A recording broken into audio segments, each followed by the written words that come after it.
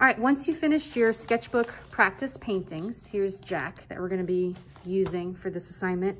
You're gonna get a piece of this canvas paper, and this is what we're all gonna be painting on for our final painting. So what I'm gonna do is I'm gonna tape this onto a sketchbook page, pretend like this is in your sketchbook.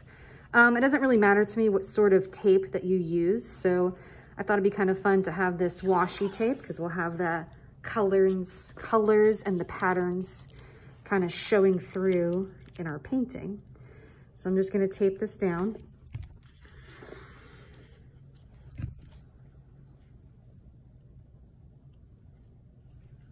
Uh-oh, it's peeling funky. Don't do that.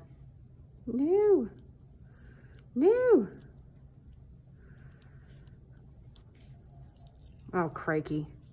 Time out. Okay, I got it.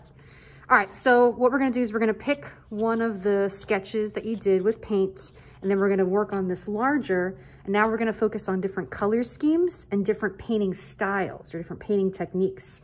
Here you were focusing on color, right? We practiced different ways to mix, different ways to blend, different ways to make color.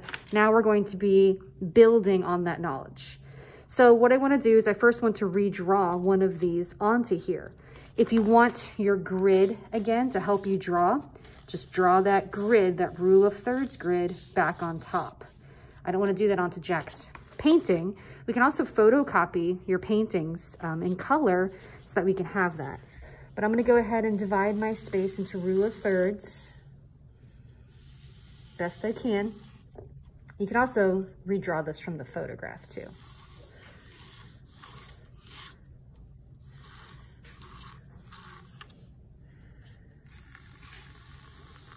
Okay, I'm gonna go grab a photo.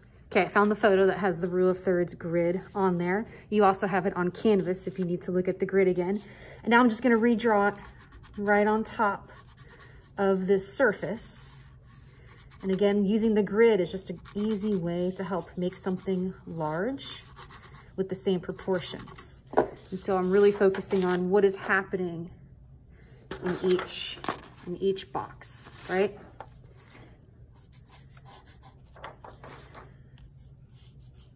Meets right at that crash point. Tape is kind of difficult to draw on, but that's fine. Right on that line.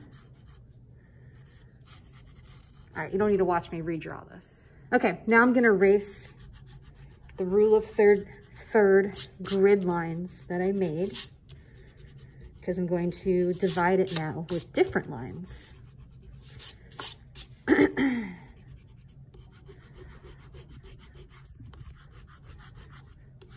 Go ahead and erase your grid lines. It's okay if it doesn't erase all the way because we're painting on top of this. All right, good enough. So now I want to divide this painting into 3 sections because I'm going to practice different painting techniques and different color schemes in each section. I can divide it up. I mean, I kind of had it, right? Vertical, section 1, section 2, section 3. I can go horizontal, section 1, section 2, section 3. I'm gonna go crazy though, and I'm gonna go diagonal. Whoa. So I'm gonna say this part all up here is section 1. So I numbered it with a 1, right? And then back up. Whoop. Let's do section 2.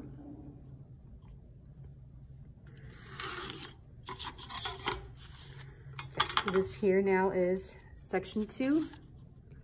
Whoop. And then that bottom triangle is section 3. All right, so now what are we doing in each section?